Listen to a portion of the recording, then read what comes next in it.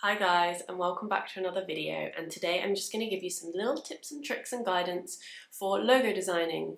Yay! If you are new here, hello and welcome. Please subscribe if you're an independent music artist and you want regular tips and tricks on branding, visuals, social media, marketing, that kind of stuff.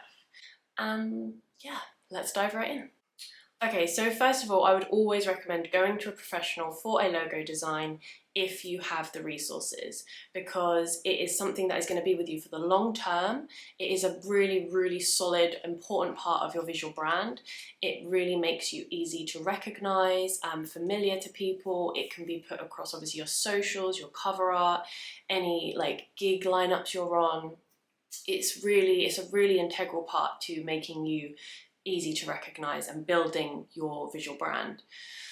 That being said, I totally understand that as an independent music artist, you're probably working full-time alongside and you have a lot to pay out for already, and that maybe the resources just aren't there. So I'm just going to give you some tips just so you have a more thorough understanding of the process, or the just little things that you need to know. But if you cannot afford a professional, then I would approach a student, because they are still going to be trained in the programs. They're still going to have got into design school, so they've got a good eye. They've already got a lot of skills under their belt, and they're going to be able to do it properly for you. And also, you're going to still be able to have this back and forth, this development, which is what you wouldn't get if you, say, buy something cheap online or something like that. My dog's tottering about, you might be able to hear. Okay, and plus this collaboration with an art or design student might actually lead to something further, and you have a team member on board for the long term. Obviously, if you can offer to pay something, I think that would be nice, but as a student, even if they have to work part-time to earn money, I would have still liked to be approached as a student, and it would have been a really good experience thing and portfolio builder. So I think with students, that is where it's okay to collaborate without money changing hands, if that is what is needed for you. Okay, so I'm just going to run through a couple of little things. One, logos should be designed in Illustrator, not Photoshop, because Photoshop uses pixels, which means when you blow something up, it gets distorted and blurred. Illustrator is a vector-based program, which means when you design a logo this size, you can blow it up, and if you want to ever print on a billboard or something, it can be done. So make sure you're using Illustrator. Make sure also that if you have some kind of agreement, if you're working with a student, you have some kind of agreement to make sure you both know what the deal is. Just make sure that you can negotiate with them to get different file types of your logo. So for anything for tiny, like web-based, if you have a website with your logo on, or if you have a watermark, that will be a PNG file. And I usually give 2 sizes for that as well. Then you've got a JPEG, which is just standard if you have your logo as your profile picture. And then you've got a large scale PDF, which is for print. There is some limit on that. Obviously the AI file will be what can be blown up massively. So if you can get that as well, I mean, it will be no use to you unless you have Illustrator.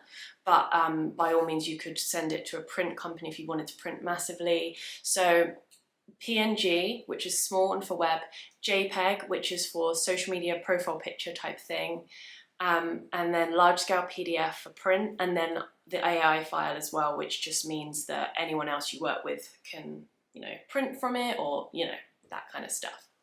Okay, just another little thing in case you don't know already, there are different color modes. So RGB color mode is for web, and CMYK color mode is for print. And that is just something that you need. So if you are trying to do this yourself and you have Illustrator, then just be aware that you need to be in CMYK mode in order to do your large scale PDF for print. The others will be RGB. So the reason I advise getting a student and someone who could potentially be a long-term collaborator is that you can actually be involved in the development. You can chat to them about what captures your essence and what you want. Look at fonts that you like, look at other logos you like, and collect a board so you can give them that for inspiration, so they have a starting point and they know what you're about. The more information, and obviously if you've completed my branding course, which is linked below, or this video up here, then that's where all these answers are becoming useful, because you can give that to a designer or a photographer, and they just know what you're about and what your essence is, and then it's easier for them to put that into the design. So that's why all this branding work first is important. But yeah, just make sure your logo captures your essence. This is going to be around for the long term, and it's just an integral part of your visual brand, and really good just for building familiarity, making you easy to recognize and find. So it is really good to have one, and if you can figure out a way to do that, then yes, do it, do it, do it, do it.